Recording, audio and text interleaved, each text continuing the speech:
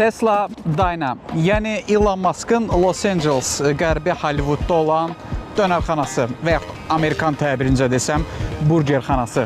Əslində bu arxamda gördüyünüz futuristik binanı tam olaraq restoran da adlandırmaq düzgün deyil. Tesla'nın ən böyük supercharge stansiyalarından biridir. Yəni öz avtomobilinizlə gəlib Tesla'nı enerji ilə təmin etdiyiniz müddət ərzində buradan burger sifariş edib ətrafda olan böyük ekranlar vasitəsilə retro filmlər izləmək mümkündür.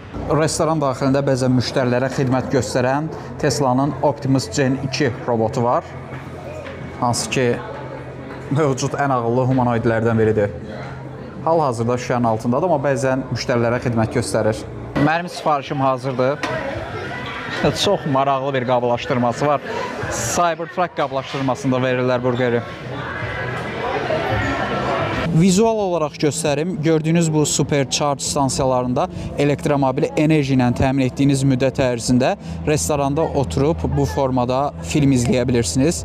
Birazdan burada film nümayişi olunacaq açıq havada və çox futuristik formada dizaynı var həqiqətən binanın. Qablaşması həqiqətən çox maraqlıdır. Gəlin daxilindən burgeri tapım. Tesla Giga Burger adını veriblər. Bu formada bir burgerdir. Sanki əti çox qızarıb, amma dadına baxım tam olaraq deyəcəm müqayisədə nəyə bənzəyir.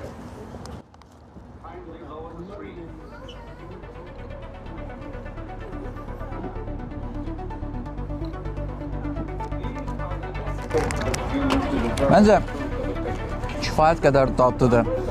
Ən azından bir elektromobil brendi üçün kifayət qədər dadlıdır.